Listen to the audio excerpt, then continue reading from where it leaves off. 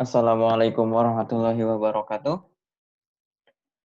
Waalaikumsalam warahmatullahi wabarakatuh. Waalaikumsalam. Bertemu lagi dengan saya, Mulfiaris Abadi dalam perkuliahan Kalkulus 2. Sebelumnya, kalau ada kesalahan, saya mengucapkan mohon maaf. Malam ini semoga dalam keadaan baik, sehat, banyak rezeki, banyak uang, dan terhindar dari mara bahaya, tetap sehat selalu, dan dilindungi oleh Allah Subhanahu wa Ta'ala. Amin.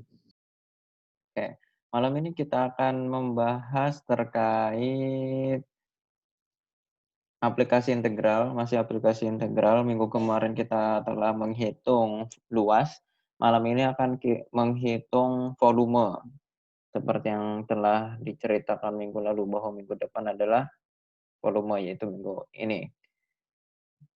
Semoga mungkin nanti kita ada 2 sesi setelah istirahat nanti ada. Malam ini kita akan membahas menghitung volume. Yang pertama metode perhitungan menggunakan metode cakram, nanti metode cincin, kalau misalnya sempat menggunakan metode kulit tabung, kalau tidak sempat minggu depan kulit tabungnya. Seperti itu. Langsung saja kita ke pembahasan, kita share saja. Nah, kita buka bukunya terlebih dahulu. Kita menggunakan buku dari Parcel, buku kalkulusnya, yang aslinya saya punya di sini. Tapi supaya terlihat kita menggunakan yang soft copy yang ada di layar monitor. Oke, kita masuk ke menghitung volume. Seperti yang telah ditampilkan di sini, volume itu rumusnya di sini volume adalah luas dikali tinggi, area dikali height-nya.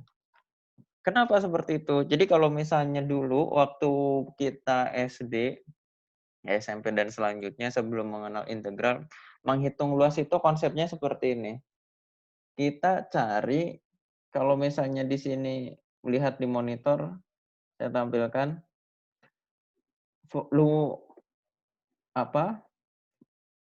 rumusnya adalah luas alas kali tinggi dengan catatan seperti ini. Alas sampai ke tutup itu jika dibuat bangun itu bentuknya sama. Contohnya kotak ini, balok. Alas balok sama tutupnya itu sama dan gampangannya sisinya itu lurus ya, nggak melengkung, sehingga di dalamnya jika kita balok ini dipotong di tengah-tengah bentuknya sama, sehingga daerah bawah ke atas itu sama. Saya tampilkan ilustrasinya seperti ini. Ini itu kotak ya, nanti dulu kita geser ke sebelahnya. Sehingga daerah alas ditarik sampai atas, sampai tutup, itu bentuknya sama. Sehingga untuk menghitung volume ini, kita bisa menghitung luas alas yang ini kali tingginya. Karena alas sampai ke atas itu sama. Begitupun bentuk yang kedua ini, yaitu tabung. Alas sampai tutupnya bentuknya sama jika ditarik. Bukan alas dan tutup ya, alas ditarik ke atas sampai tutup bentuknya sama. Sehingga untuk menghitung benda ini, luas alasnya dihitung tinggal dikalikan tinggi. Dan selanjutnya yang penting dari alas sampai tinggi sampai tutup itu bentuknya sama. Kenapa hal demikian? Contohnya di ilustrasi ini saya mengilustrasikan. Ini ciptaan siapa ya tadi ya? Pokoknya ciptaan orang lah. Semoga ikhlas orangnya. Perhatikan tabungnya. Oke, dari yang paling bawah. Nah, ini yang ada di bawah. Kita tarik ke atas, kita anggaplah di tabung ini kita isi kertas yang bentuknya sama semua, yaitu lingkaran. Tempel, tempel, tempel, tempel, tempel, tempel, tempel sampai atas. Oke, sampai ke atas. Bentuknya sama. Oke, bentuknya sama. Sehingga untuk menghitung volume ini, kita hanya menghitung luas alas dikalikan tinggi. Oke. Wah, itu kan rumus waktu SD, luas alas dikali tinggi, benar. Tapi konsepnya seperti ini. Kenapa seperti itu? Karena kayak gini, kalau misalnya kita menghitungnya, gimana ya ininya, kalau menghitung volume langsung segini, misalnya tabung ini, susah. Bentuknya melengkung-melengkung, susah. Sehingga kalau misalnya kita mengakali seperti ini, kita membuat potongan kertas yang bentuknya lingkaran, sebesar tabung ini, taruh satu. Itu kertasnya sangat tipis, oke lah kita abaikan volumenya, cuma ada luasnya dan tebalnya sangat tipis, sehingga volumenya sangat kecil. Kertas itu ada banyak ditumpuk, sehingga tinggi, setinggi tabung ini. Nah, baru kita sadar bahwa tingginya tidak boleh terabaikan, sehingga ada volumenya. Dan disitulah muncul konsep volume, bahwa luas alas kali tinggi. Kenapa? Ya udah, kita alasnya sudah ketemu si kertas tadi, tinggal mencari volumenya gimana. Ya kertas-kertas itu ditumpuk, dapatlah volume gitu, ada volumenya. Nah, itu luas alas kali tinggi, konsepnya seperti itu. Lalu bagaimana menghitungnya? Kalau misalnya bentuknya lurus dari bawah sampai atas, bentuknya sama nih alas sampai tutup seperti yang ditampilkan, itu ngitungnya gampang. Tetapi tinggal hitung aja volume per satu kertas yang tadi yang tipis banget, misalnya tipisnya 0,0001 meter misalnya ya, satuannya meter persegi misalnya meter kubik. Nah, itu nanti ketemu. Nah, selanjutnya, kalau bentuknya aneh, oke kita lanjut. Nah, ini ada, kalau bentuknya ngelengkung, itu bagaimana? Kita lanjutkan, ada di kalkulus ini konsepnya sama, tinggal kita hitung kertas tipis tadi, hitung satu-satu. Oke, misalnya seperti paralon yang ada di sebelah kiri, dipotong tipis-tipis, nanti kita hitung luasnya berapa, ketebalannya berapa. Contohnya di sini, di gambar yang sebelah kanan ini ada ketebalannya yaitu delta X pada saat I. Tebalnya berapa, sehingga kita hitung per satu kertas itu luasnya berapa, tebalnya berapa, sehingga didapat volume. Ke sebelahnya, kertas sebelahnya, potongan sebelahnya, dari yang ujung kiri sampai kanan. Oke. Pak, kalau ngitung satu-satu capek. Ya, rumusnya kayak gitu. Jangan muncul dulu luas integral, apa namanya, rumus integralnya. Nah, rumusnya begitu, bahwa volume itu bisa dihitung dengan luas alas dikali tinggi ya. Luas alas dikali ketebalannya pada saat ke XI. Dari I pertama hingga ke N. Nah, tapi ada nih, when we let the norm, norm itu bahasa Indonesianya apa ya? Ketebalan, jarak, jarak. Ketika jaraknya itu, jarak pemotongannya itu mendekati 0, kita mendefinisikan integral seperti volume benda pejal itu seperti ini, yaitu volume sama dengan integral dari batas bawahnya A, batas atasnya B, luas alas dikalikan X. Nah, gitu. Jangan dicoret-coret ya. Nanti nyobanya di Zoom-nya di temennya aja. Oke, kita bayangkan seperti ini. Ada beberapa gambar di sini yang saya tampilkan. Oke, kalau misalnya ada kurva ngelengkung setengah lingkaran seperti yang saya tunjuk ini, ngelengkung seperti ini, lalu diputar terhadap sumbu X. Jadilah bola. Kalau di sini ada garis lurus, jadi segitiga ya, diputar ke sumbu X. Jadi seperti ini, seperti gambar, jadilah potongan kerucut. Kalau ada lingkaran diputar terhadap sumbu Y, jadilah kayak lampu zaman dahulu. Lampu neon zaman dahulu ya. Oke. Lalu ada konsepnya di situ. Pak, tadi kata Bapak untuk ngitung volumenya bisa dipotong-potong, benar. Nah, di sini kita bisa menghitung volumenya itu dengan cara kita potong setipis mungkin, slicing ya, kalau bahasa Inggrisnya slicing. Jadi roti tawar itu dipotong, di-slicing. Jadi per potongan itu per slice gitu ya. Jadi per potongannya itu di sini dipotong, dipotong, dipotong, dipotong kecil-kecil. Nah, potongan yang kecil itu memiliki luas masing-masing dikalikan tebalnya, dapat volume. Nanti volumenya satu potong tambah potong kedua sampai ke potongan ke N ditambahin. Oke, tapi tidak usah cemas karena sudah ada cara yang dilakukan tidak manual lagi satu-satu tapi menggunakan integral. Contohnya di sini. Cari volume benda pejal yang diputar terhadap sumbu, daerah R, batasnya Y sama dengan akar X, sumbu X, dan garis X sama dengan 4. Diputar terhadap sumbu X. Jawabannya, sebentar, kita tunggu dulu. Laptopnya ini sedang berpikir. Kasihan laptopnya. Ayo laptop semangat. Kita doakan semoga laptopnya kuat. Oke, kita lanjut.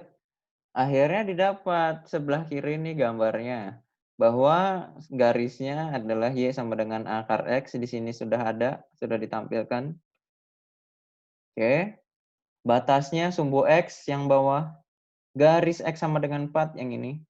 Jadi, kita sudah tahu bahwa batasnya A-nya itu awalnya itu di X sama dengan 0, B-nya X sama dengan 4. Batasnya ini, diputar terhadap sumbu X didapatlah seperti ini.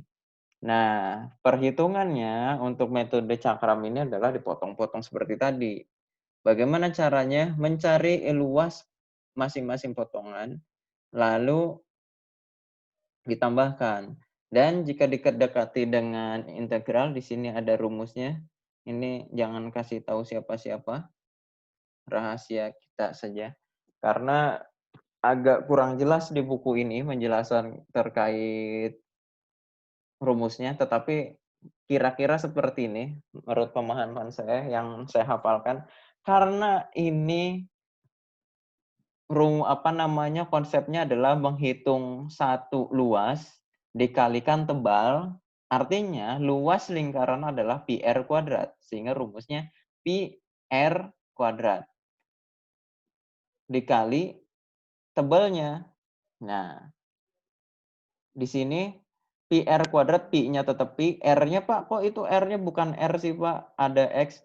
Ya, r itu r rasio atau adalah jarak ini ya, lingkaran itu terhadap, jadi jarak lingkaran terhadap titik pusat. Itu kan lingkaran ya, itu jari-jari. Jari-jari itu yang pinggirnya. Kalau misalnya di gambar ini yang warna hitam. Yang warna hitam ini anggaplah jari-jari. Oke, jari-jari ini siapa? Kita geser gambarnya. Oh, ternyata Y sama dengan X, akar X maksudnya. Itu adalah si fungsi yang ditanyakan. Sehingga menjadi R-nya diganti oleh akar X. Sehingga rumusnya pi r kuadrat menjadi pi akar X kuadrat. Lalu delta X itu apa? Delta X adalah si ketebalannya. Jadi ketebalannya kita paketkan saja, bukan paketin ya, dilanjutin untuk menghitung sigmanya karena capek.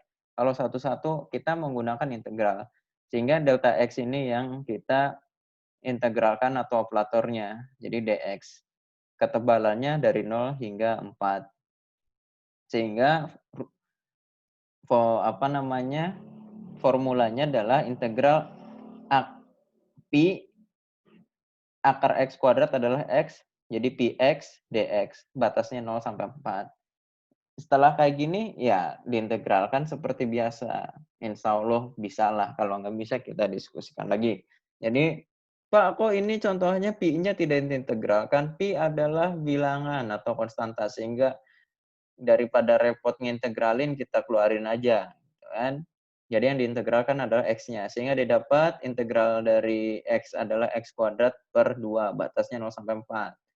0-nya X-nya misalnya 0 pangkat 2 per 0 ya.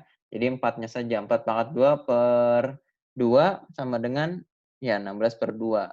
16 per 2 selanjutnya dikalikan dengan pi. Kalau di kalkulator, jadi di sini menghitungnya 25,13, cara menghitungnya kayak gini. Kalau di kalkulator ada simbol pi, itu mendingan langsung pakai kalkulator saja, langsung pi. Contohnya di sini ada pi, tadi didapat 8 ya, 8 pi. Langsung dapat. Sama dengan, nah didapat segini ya, ada nih. Ketutupan 6 per 8 dikali pi.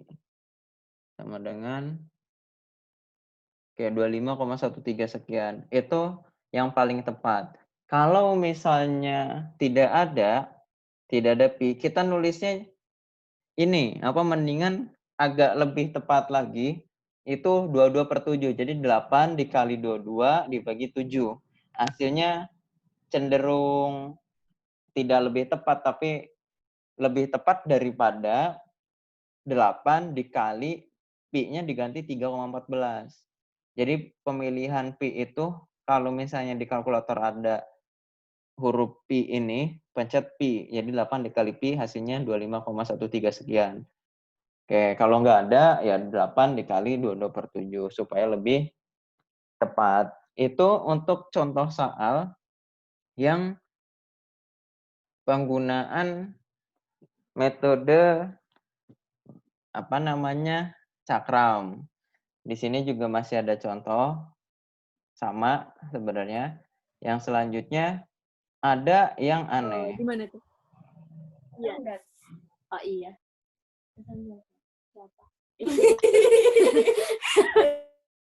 Oke, kita lanjut. Di sini ada contoh soal baru. Pak, kok nomor 2 ini gambarnya diputar ke sumbu Y, jadinya nyamping. Iya ada. Bedanya apa, Pak? Bedanya adalah fungsinya. Kalau diputar ke sumbu Y, fungsinya itu diinverskan terlebih dahulu. Sama seperti menghitung luas. Yang tadinya integralnya dx, sekarang integralnya dy. Sehingga pi r kuadrat, R-nya bukan fx lagi, tapi fy. Oke, di sini ada contohnya. Jadi dalamnya Y. Pi 3/5, Y pangkat 5/3. Oke, didapatkan ini. Karena diputar terhadap sumbu Y. Oke, seperti ini. Pak, ngitungnya susah. Ya, cenderung lebih susah kalau diinverskan terlebih dahulu. Kadang-kadang fungsinya jadi lebih aneh. Oke. Mungkin itu untuk sesi pertama. Sesi kedua, don't go anywhere, stay tune in this channel. Itu akan membahas tentang metode Hofstadter. Jadi metode menghitung menggunakan metode cincin. Oke. Nanti saya akan menjelaskan tentang metode penghitungan volume menggunakan metode cincin. Oke. Oke, mungkin untuk sesi yang pertama yang ini dulu. Jika ada yang ditanyakan, boleh ditanyakan, dipersiapkan pertanyaannya. Nanti kita lanjutkan lagi.